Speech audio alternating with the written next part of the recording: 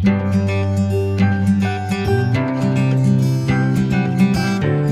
guys, so I'm in Georgia. It's nice and sunny, but a little chilly. And I'm having a kind of a that's trucking moment, you know, or as we sometimes say, and is what it is kind of moment. I got this load that was supposed to be a drop-in hook,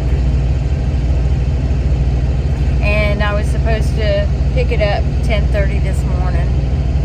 You know, I'm always early, so I showed up at 8:30.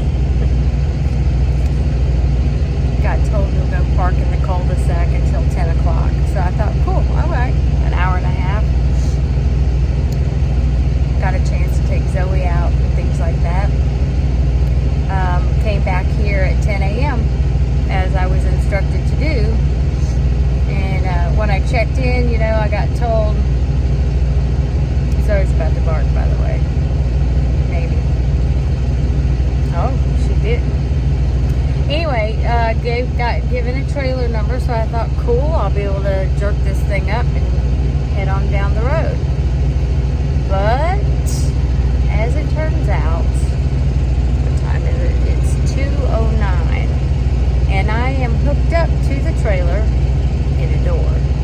So the drop-in hook has now become a really nice long live load. So that's tricky. Anyway, they've been on and off the trailer.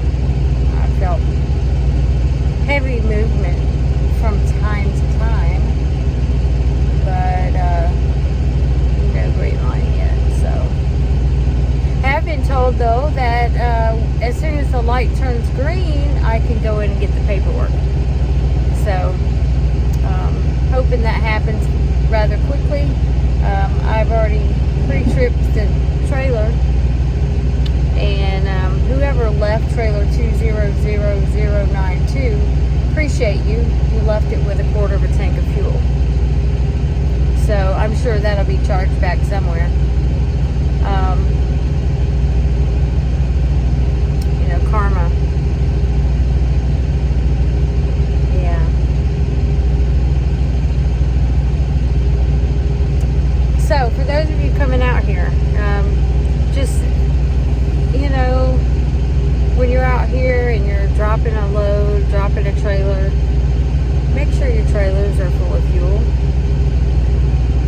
First of all, it's just a good thing to do, you know, be kind to the next driver. Second of all, if you don't, and you're a lease operator, the next driver that fuels it, that fuel could be charged back to you. If you're a company driver, I know y'all don't give a rip. Excuse me. Pardon me. Some of you don't. Some of you do. I know plenty of company drivers that take pride in their work. I do. But if I don't fill up a reefer, it may not come back on me personally, but it will come back on my fleet owner, Jarvis. So I don't want that to happen. I get paid well, and I appreciate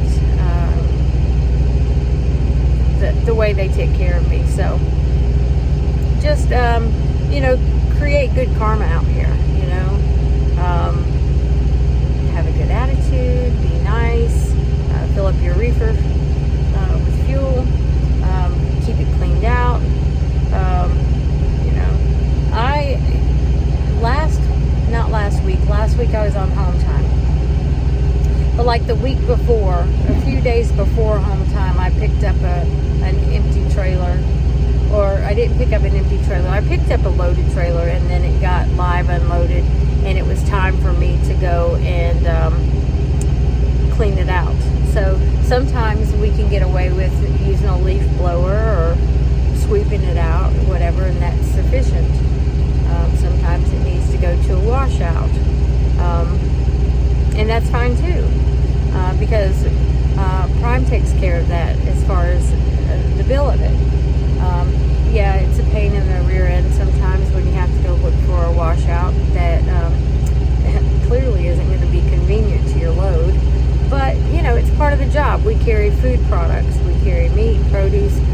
is sensitive to bacteria and things like that, so we don't want people getting sick. Anyway, so this particular trailer, when I got it unloaded and I went to go back to check the condition of it, it was all pretty good, except for the 12 different seals, and not the same kind. They weren't like 12 different seals that Prime uses. We have these blue plastic things that we often, like when I had the 9-stop plant load, I put a different seal on it every time I left a store to go to the next one. It just provides continuity of the load. So anyway, some people don't do that, some people do. I did. This just happened to be, 10, 11, 12 seals of various different kinds, from the braided steel ones to the flat aluminum ones to plastic ones. Anyway, it was very obvious that this trailer had not been cleaned out, swept out, blown out of any type in a very long time. So, yeah, that was disheartening. As a person who has been trained in food safety when I went to culinary school,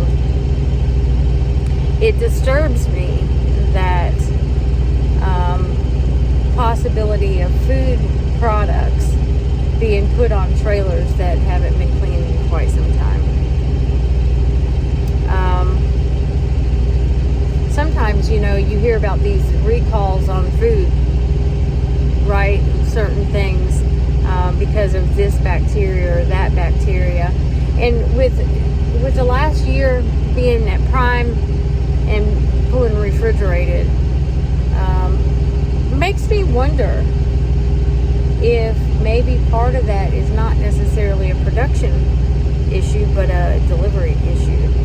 I'm not saying Prime, just mean in general, just thoughts. So yeah, this video is just really about small rants and getting out here and saying hello. And it is a beautiful day. It's a little chilly. I'm in the metro Atlanta area, which, by the way, the best time to drive through Atlanta on a very, very early Sunday morning. It was amazing driving around the loop this morning. It's probably the best drive around Atlanta I've ever had. And I grew up in the South.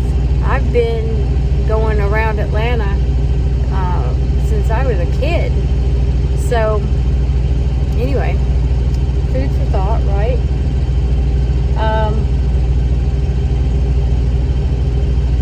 Yeah, otherwise, nothing much going on. Zoe's down here garden like, she does. Just content looking out the window. Her guard dog status is on nap time.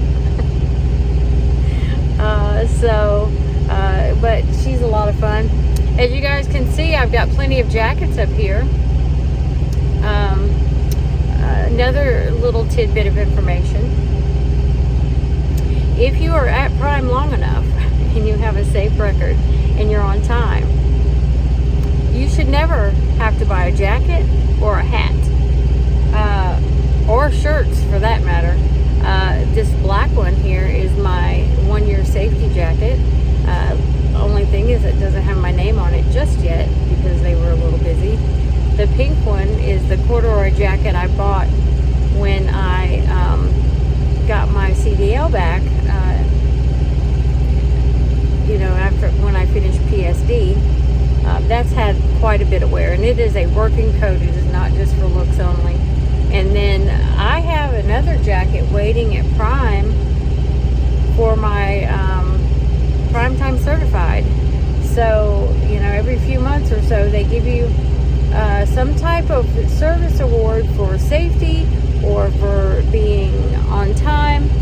And if you accomplish those 2 tasks, well, 3, longevity, safety, and being on time, then you're going to acquire a lot of stuff. I think, though, that I got a medium in this one, and it's too big. So my primetime certified jacket, I think we're going to go to a small. So anyway, not work related. I want to thank everybody who has been sending prayers and thoughts for my father.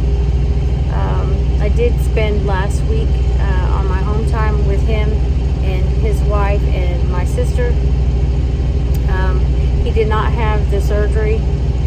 They're not going to do the surgery. They found liver cancer. So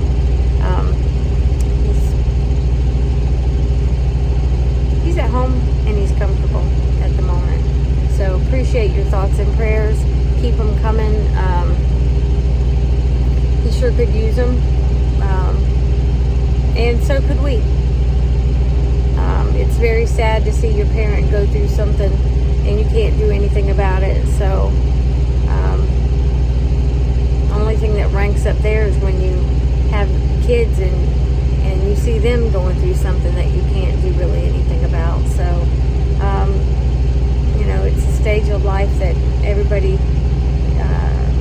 kind of doesn't look forward to, but it's a stage of life everybody's going to get. So continued thoughts and prayers would be fantastic. And then for the last thing that I'd like to talk about today, I have a friend and a referral that started at Prime on the 17th. Allie Garcia is waiting on a PSD trainer currently. She just started her YouTube channel, so I'm going to drop Allie's link in the description and go check her out. Give her some love, subscribe, ring the bell, leave comments for her of encouragement. She's going to document her entire journey, and I'm just so excited to see what Prime has to offer her and what she has to offer the world in way of doing this service. So I'm excited about it, and I'll leave her link in the description. If you haven't already, go ahead and subscribe, like, and comment on my videos too. It doesn't cost you a thing to be supportive. And if you have questions about Prime, feel free to reach out to me and email, send a text, whatever. And I'd be very happy to answer any questions for you.